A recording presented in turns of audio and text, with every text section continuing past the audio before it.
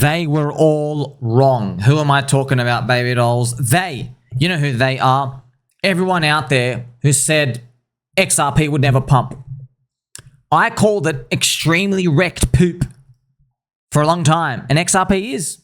However, started going up.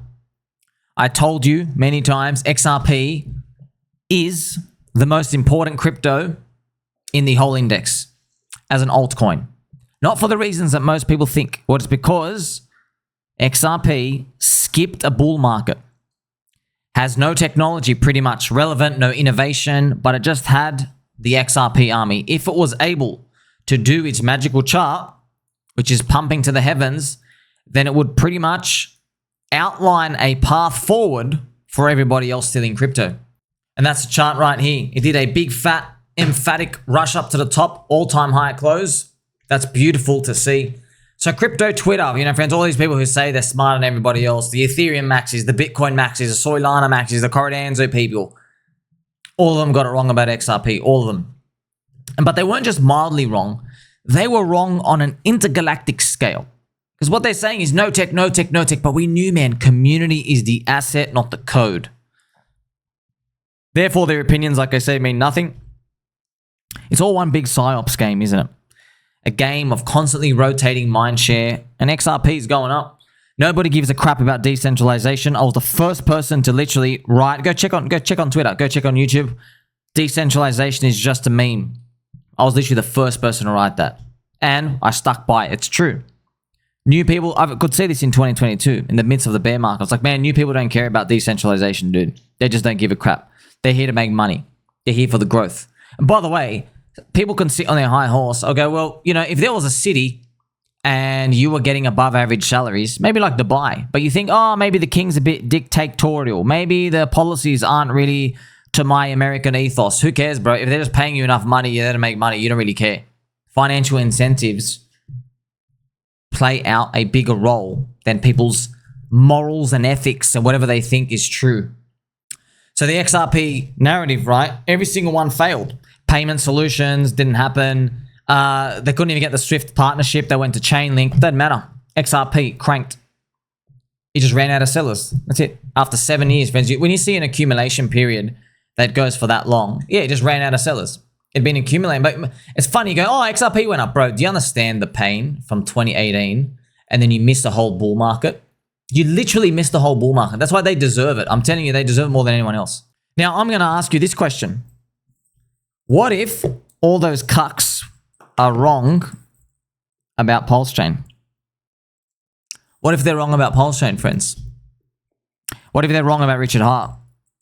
What if they're wrong about us? What if the guy in the Pikachu hat really does have a very straight posture? What if his elbows are as pointy as he claims? Okay, I don't want to reveal them out here, friends. There are some people out there with rounded elbows. They might get offended. Okay, I'm just going to give you an idea of what's possible. Whack! Smacking the backs of the bears. Spoonie is here to join me and you. What if they're wrong? What if they're wrong, friends? And then everyone in PulseChain celebrates as I say this. Okay, what if PulseChain's wrong about pDAI? Because pDAI is the contrarian thing on PulseChain. Do you see how everything just keeps repeating, and then it's going to be funny. Maybe in the future, if pDAI succeeds, there'll be something that the pDAI guys think is never going to work. That'll be funny, man. Welcome to cycles of markets. Shout out to my friend, Mr. Coastal Mindset. Damn it, Summy. The first rule of pDAI is do not talk about the pDAI. TitanHeX, PulseChain has to prove all of them wrong soon. Poop influencers are all saying it won't increase. Number one poop influencer is speaking about PulseChain. I wonder who he's talking about out there. We know who he is. Now, I'm going to show you some message, friends, from a man named Ryan Selkis. There's a bit of copy. I'm here to inform you, okay? Ryan, XRP is now bigger than Salesforce and approaching Bank of Ants in market cap. Top 30 US company, twice the value of Uber, bigger than Shopify, PayPal, MicroStrategy combined, 5x the size of Coinbase. Ripple's crash and scandals will take down the entire crypto agenda in DC. So that's Washington, DC, obviously stands for Dingleberry Cucks. Now, I've written a response here just I'm helping you. Okay, friends, what I've got to do is got to play some nice gentle angel music to smooth it over, because Ryan's got a very smooth, bold head, which I would love to rub for good luck. Now, get ready for this, okay? So, the market cap of a crypto does not represent the market cap of a stock. They are not the same, okay? So, crypto is a commodity. It's a network. It's digital real estate, okay? That's crypto. Stocks is not digital real estate. Stocks is an entitlement to cash flow ownership. They're different, okay? How are they different? Well, in a crypto, in a commodity, it's only worth what people are willing to pay at the margin, which is a bit confusing because you go, Sammy, that sounds like a stock as well. I know, but owning all of a stock is a different achievement than owning all of a digital real estate. Okay, so if you own all of a stock, the company still runs, you own everything, but there's still workers and everything there for you, right? It can still run itself. You just have all the cash flow. The value proposition doesn't change. It has nothing to do with the product or service. But in a crypto, it does have something to do with the product or service, because in crypto, when we join a network, like for example, PulseChain, when you join a network, okay, I'm going to give you an example now, friends. Let's look at the price of oil. Let's look at a barrel of oil. If you, let's say you and me, we go to the park, we rent out a warehouse, and then we buy all the barrels of oil in the world. And we actually hoard it in our garage. See, eventually the price goes up for oil, right? Because like, hey, we've got all the oil. But if you wait long enough, there's no more oil out there in the world. People will seek an alternative source of combustion. Another example, if you and I bought all the Apple phones and we put them in our warehouse, because you own all the whole network, you have everything, people, they don't want to participate anymore. So they can just go use another network. They don't care about the apples. That's actually what happens, right? So it's the same thing in crypto. Think about it. If Michael Saylor owned all 20 million BTC and there was literally nothing left, who's going to be buying it off him? There's no, like, you know what I mean? There's nobody in the network. It's just he owns everything. You get it? So who's going to buy it off him, and why would you? You see? So you get no benefit if you own all of one crypto. It's about the community. You get it? So it's all about the growth rate. See, in stocks, owning a stock, it doesn't matter if people come after you or not, theoretically. I know the price fluctuates, but theoretically it's not meant to, even though they're Ponzi just like everything else, because you're entitled to the cash flow. So you don't care if more people want to get in or not. Like, it's not affecting the bottom line of the company. So if there's no network of people, then it's just fluff. Okay? And example, right? If you owned all the Disney stock, you're entitled to all the Donald Duck and Mickey Mouse cash flow. Yes? But if you owned all the Bitcoin, what do? You can't do anything with it. You get it? But that's why people's minds, they blow. They're like, well, therefore it should be worth nothing. No. Imagine you owned all of a city's land. You might say, oh, that sounds like good stuff. No. Okay. What if you literally owned all of the land? You still have to convince people that they want to go live there. You own everything. You're like the ultimate dictator. So crypto is like this international borderless game where everybody feels like the game's fair enough that they want to keep progressing. But if you own everything, no one wants to progress, okay? Because you have everything, right? So that's what leads us to memes, cults, and religions, right? This is the pyramid from Morad's presentation. This is like his basic version of that he put in his PowerPoint presentation. Remember, tell you friends, memes, cults, religions, okay? That's ultimately what it comes down to. But you're generating demand to want to be in this digital network. You have to generate the demand, meme, cult, religion. If you don't generate the demand, no one wants to be there. No one cares. How can you generate the demand? You can get mogged. Okay, welcome to PulseChain. We love you. Remember as well, got to remind you, man, Donald Trump Jr. follows Richard Hart on Twitter. Also, this is the Brad Garlic Breath, XRP CEO, met with Donald Trump. I think this is their lawyer guy as well. You get to see why they're generating demand. Like, hey, I want to be part of this. Okay, it sounds new age people understand it. The old boomers, they don't. It's a new asset class. So that's why I say XRP, cope, let them pump, respect the pump. That's what it comes down to, right? That's why they're like, what they're doing is you can't equate a $100 million suburb GDP, which basically the houses times the price. You can't equate that to a $100 million company stock. So you can, okay, it's $100 million and $100 million, yeah, but that's like friends, you measure a car, it's like 2,000 kilograms, and then you go measure like a, utility truck with like,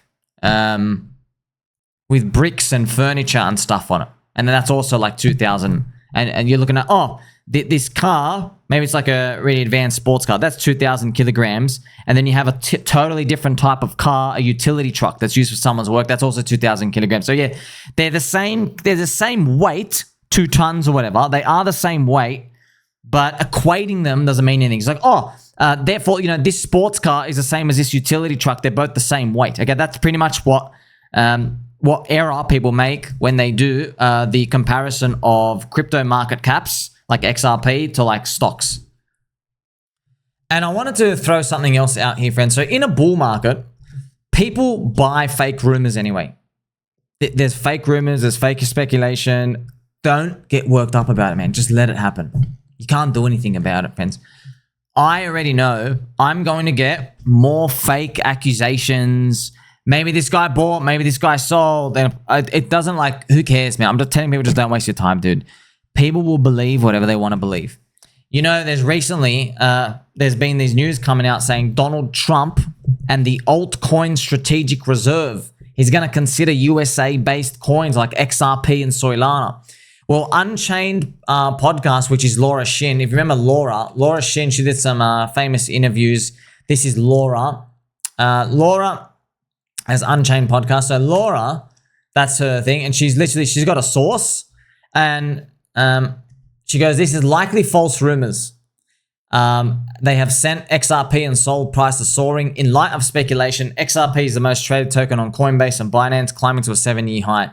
And there was actually backlash in there. They're like, we hate you. And they're like, tell us your sources. And she goes, look, I can't because I don't want to reveal stuff. But yeah, she's credible. She's credible. But who cares if it's true or not, man? I'm telling you, it doesn't even matter what you think, man. In a bull market, they'll just make anything up. They'll literally make anything up. I'm like, apparently this thing's going to get an ETF. Wow. Friends, do you want to know something? I was told many years ago, it was at the tippy top of a green monthly candle of XRP, I was told Donald Trump backs it. I was told that. And I was told by let's say a person I know in real life, tradie, doesn't pay attention to crypto, literally looks at his wallet once a year, keeps forgetting about it. One of those, every normie friends, all your friends, they forget the logins. They're like, hey, what's my login again? How do I move money again? It's the same questions every year. So they're like, Donald Trump backs this one. And it's just something you nod and smile, like God bless you, bro. You know what I mean? But hey, XRPs went up. So they want to believe. They want to believe that the narrative, it doesn't even matter what the true story of the narrative is. That it's the people that matter. Shout out to my friend, Mr. Durkee Turkey as well. Haha, look at them. How idiotic to burn on imaginary internet currency. Oh my God, they were right. Why didn't I see this? It was $1,000 to 100x later for Bitcoin. And then it's the same thing with Dick with bot. You should look into Louis Somi. So Louis the Duck, I'm sure that's another coin out here in PulseChain. So yeah, friends, you get to see these things. They're just going to come out. That's bull market stuff. But by the way, in a bear market, fake stuff comes out too. But you don't know it's fake. It really gets into you. You're like, these guys are getting liquidated. These guys are insolvent. Do you remember, friends, how many times everyone said Justin Sun's going to get liquidated? Everyone said Michael Saylor is. They got no money. That's what they kept saying. They kept saying all these other exchanges are going down. Remember Poloniex and they got no money, and OKEX have no money. No one's got any money. Yeah, man. But it's so scary to be like, they got plenty of money. No, it's so scary to stand in front of that train. That's why, you just look at these, friends. Trump plans to release an executive order elevating crypto as a policy priority and giving industry insiders a voice within his administration. And I've just written the words here by the rumor. That's just like what it comes down to. So he's making it a national priority. His words, I wonder what that means, man. I hope it's a big pump. I'm now going to finish this off, friends, with some ChainLink material. So Sergey Nazarov, the ChainLink founder, he's written this essay. And Sergey, if you know Sergey, he never writes anything more than like half a sentence. So he's written like a big essay. This is big for him, by the way. And it's replying to Trump planning to release the executive order. That same news I just responded to. And then he basically says, we are now cooking with gas. I wonder what happens when the world's largest financial institutions decide to go on-chain because on-chain becomes a national priority. And he talks about, they never talk about the token fence, but he's basically implying ChainLink is like investing in the early internet, TCP, IP, TCP, whatever it is, okay? So I love this font out here. $1,000 ChainLink. I'll be honest. Look, I'm just gonna be honest with you. Obviously, I want $1,000 ChainLink. The thing is though, out of 9 altcoins, all 9 stopped around the $100 billion market cap zone. Their first time, all 9. Ethereum, Solana, BNB, Cordanzo, so many. Doge. Shib, Hex, yeah, there's 9 of them, okay? Bitcoin went to 100 billion the first time, and then it whacked up to 300 billion. So that's Bitcoin. If you're talking about altcoins though, none of them ever broke it. The biggest break we ever saw was Ethereum hit 100 billion, went to 140, then crashed 94%. That was in 2017. Okay, so it went from $1,000, that's 100 billion market cap for Ethereum at the time, then it went to 1,400, and then it came back. Let's actually show you that. This is literally the bet. I'm just telling you, the thing that ever went above 100 billion market cap was ETH the first time. Actually, it might be, if we look at, maybe we'll look at XRP stuff as well. I'm just showing you. So where is that? Where is that? That's here. Okay, so it went to 100 billion, whacks up to around 140, and then like, so if you're selling at 100 billion, look at this, it's down 88% in the future anyway. Let me just show you XRP, if you allow me to, friends, with kindness and friendship. So XRP goes to 128 billion, and then yeah, it's back to basically like if you're selling at 100 billion around there, it's down 87%. There you go, just a year later as well. Okay, so many examples out here. That's why I'm just looking at ChainLink's market cap. It is around 15 billion right now. It's around 15 billion. ChainLink price is around like 23 bucks. So ChainLink price 15 billion. Where would 100 billion take it? It would be up here, a 6.6x. So you can do 6.6x on top of the ChainLink price, which is what I'm going to do right now. So remember, we want to do 6.6x, 566%. It is exactly here, friends. 155 bucks. Let's just say $160. So, but here's the thing, like, okay, what if you get it wrong and then it goes up higher? I don't know, man. There's a lot of examples though, bro. We've had 8 scenarios where 100 billion can't be cracked. Think about it. If you think this time is different, assess those odds though. How much do you leave on the table? Friends, in a nutshell, it's basically, if I had to like do a quick decision, I'm like, okay, well, you should sell 80% of your ChainLink at that point, around that point. And you leave the 20%, you're like, maybe you do flash up above. You know what I mean? Something where you don't really think twice about if it comes back down. Also, if you're curious, what happened to, say, Ethereum or XRP when it came back to that 100 billion market cap? I'll show you. XRP and its market cap, wild, right? The second time in 2021 it came back, it hit 89 billion.